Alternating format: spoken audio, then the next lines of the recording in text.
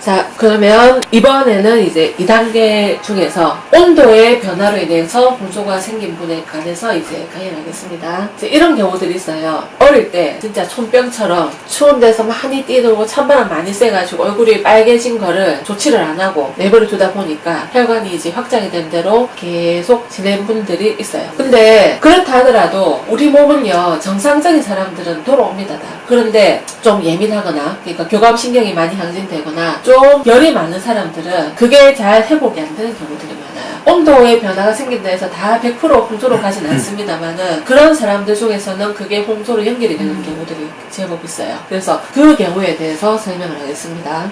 이 친구 같은 경우에는 이제 10대 고등학생이고요. 처음에 생기게 된 계기가 샤워할 때 너무 뜨거운 물이 화상을 입을 정도로 나온 거를 쐰 다음에 얼굴이 이제 빨개져가지고 피부과에 치료를 했는데 그게 잘 돌아오지 않고 지속적으로 이제 홍조를 남긴 케이스예요.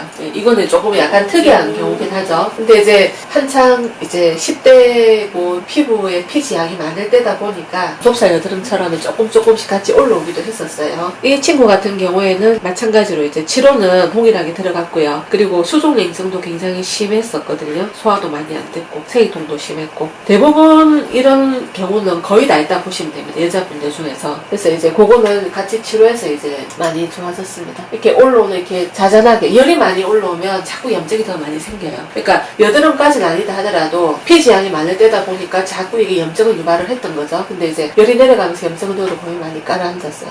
이런 식으로 요렇게 있던 것들도 좀 깔아앉고 그래서 이제 전체적으로 요 부분에 보면 턱도 그렇고 볼 쪽에 있던 염증들도 많이 깔아앉았습니다.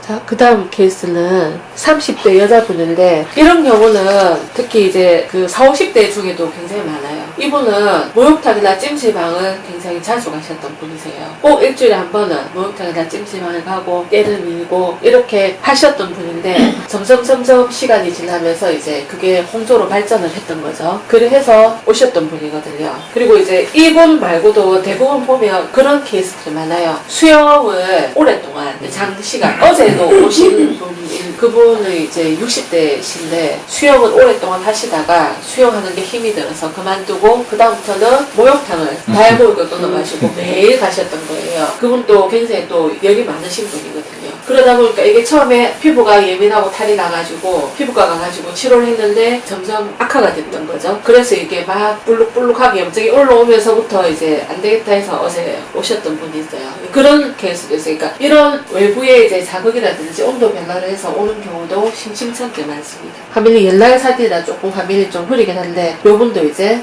온도 변화로 생겼던 분이고 당연하게 가슴 두근거림이나 수족냉증, 두통 다 동반되었던 분이고 치료는 다 끝난 케이스고요. 그 다음에 이제 이런 게 더위에 노출된 거 말고 추위에 노출돼서 오신 경우도 꽤 많아요. 보드 타고 스키 타고 그렇죠. 한참 타고 여기 바람 맞으면서 그렇죠. 그 대부분은 다 돌아오죠. 근데 이제 그게 안 돌아오거나 하는 분이 있어요. 이분은 우리나라 분이 아니고 중국 분이신데 결혼해서 이제 한국에 거주하시는 분이세요. 근데 이분이 사시던 데가 그 엄청 추운, 그러니까 중국에서도 아주 추운 곳에 사시던 분이세요. 그러다 보니까 항상 여기가 얼굴이 빨개 떤 사람이거든요. 그게 이제 지속적으로 되다 보니까 이제 홍조가 됐고 또 그 이분은 홍조뿐 아니고 평소에 열이 너무 많이 올랐어요. 열도 많이 오르고 얼굴도 빨갛고 그 다음에 소화도 안 되고 생리도 문제가 오고 했기 때문에 이제 와서 치료를 하셨던 분이거든요. 그래서 이분도 혈관 치료까지 하셔서 이제 많이 좋아지셨어요. 여기가 빨갛게 돼 있던 분인데 많이 치료가 되셨고요. 그 다음에 이제 이분은 20대 남자분이에요. 근데 남자분들 중에 이런 경우가 꽤 많아요. 군대 가서 안 좋아졌던 사람들. 이분도 그런 케이스거든요.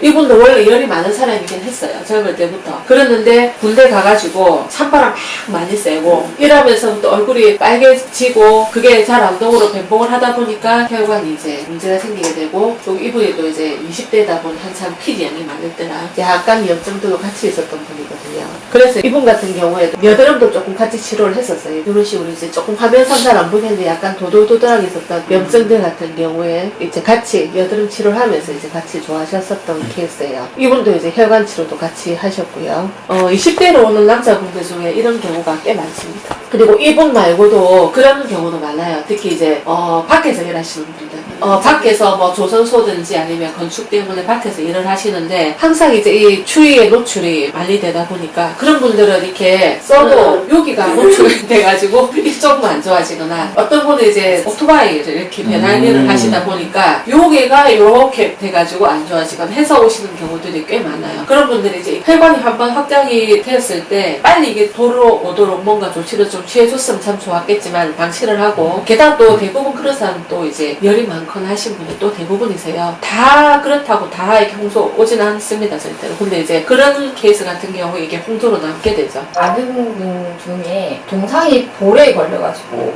이 보라색이 된 케이스 그런 경우도 회복이 조금 다 어느 정도 가능한가요? 치료하면 좋아질 수 있어요. 네.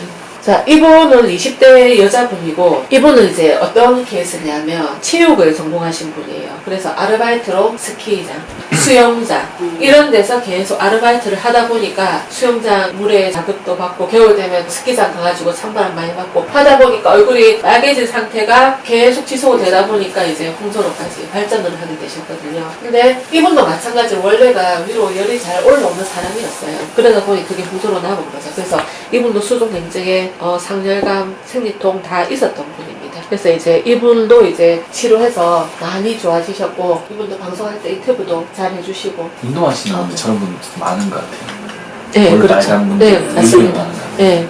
그게 이제 신경이 안 쓰이고 별 다른 몸의 증상이 없으면 그냥 넘어가는 경우도 많은데 이게 이제 몸의 증상도 있고 이게 자꾸 신경이 쓰이고 더 빨개지고 이러다 보면 이제 대인 관계까지 문제가 오다 보니까 사실 홍소라는 게 이제 죽고 사는 병은 절대 아니거든요. 암처럼 죽고 사는 병이 아니니까 막 꼭 치료를 해야 된다 이거는 아니에요. 하지만 대부분의 사람들은 대인 관계에서 문제가 발생을 합니다. 술 먹었냐, 화가 났냐, 니 무슨 일 있냐 이렇게 얘기를 듣다 보면 또 이제 약간 그걸 뭐 무덤덤하게 넘어가시는 분들 같아 모르겠지만 대부분 또 그런 사람들은 또 예민하거든요. 이게 자꾸 스트레스가 쌓이는 거예요. 그럼 점점점 더 증상은 악화되게 되고 심하면 약간 대인기피증 오신 분도 있지만 대인기피증이나 공황장애 이런 가는 분도 있고 어떤 분은 이제 막 얘기하면서 조금 자살까지 이렇게 생각하실 정도로 정말 심한 분들도 꽤 많아요. 치료를 하면서 정말 이제 처음에 눈도 못 마주치다가 나중에 눈도 마주치고 이제 얼굴도 밝아지고 이러신 분들이 꽤 많거든요. 그러니까 보통 한 3단계, 4단계 넘어가면 그러시죠. 그런 분들 같은 경우에. 그러면